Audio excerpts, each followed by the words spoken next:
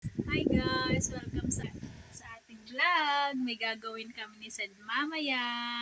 Gagawa tayo ng isang matamis na pagkain. Kaya, let's go! Samahan nyo kami! Okay. Bago yan, kumain muna si Sed dahil gusto daw niya ng rice. Kaya naman nagluto ako ng experiment sa meatloaf. Meron din siyang egg.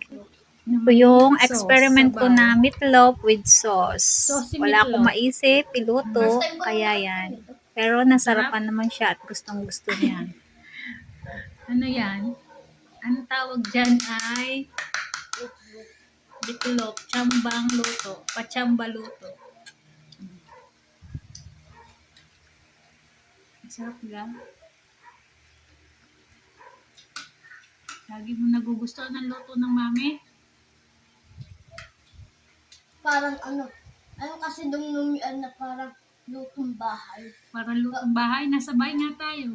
Hindi ka pag lumabas ka siya, meron ka nakitang lumi bahay, yung parang lumi ng mga gawa ng dun sa bahay na lagi mo na.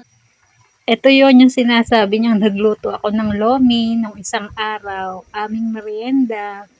Kasi gusto daw niyang lomi. Titikman. Ay, ayan ay meatloaf lang. Meatloaf, Argentina meatloaf na may sauce. Yan. Simpleng lutong bahay. Nagustuhan ni Sed.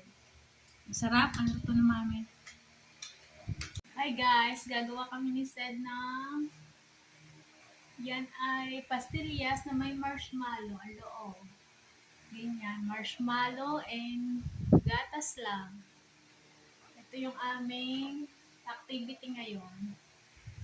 Dito sa bahay. Okay na yan, Sed? Binilog na. At ito na nga ang mga ingredients, marshmallow, Alaska, condensed, and sukal. Dalawang laman. Basta isa-isa lang para kasya na lahat ang gawa natin. Oh. Wow! Ang daming nagawa ni Sed. Wow! So yummy! Kaya kayo, i-try nyo na rin. Makakagawa kayo ng pastillas na may marshmallow. Nagawa ni Sed. Wow! So yummy!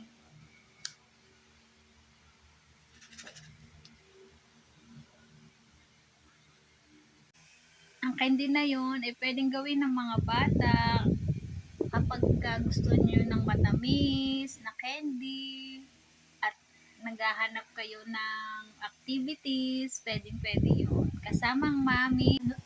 Nagustuhan mo?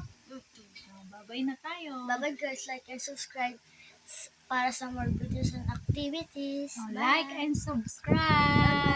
Bye. Bye. See you next Next time, vlog. para next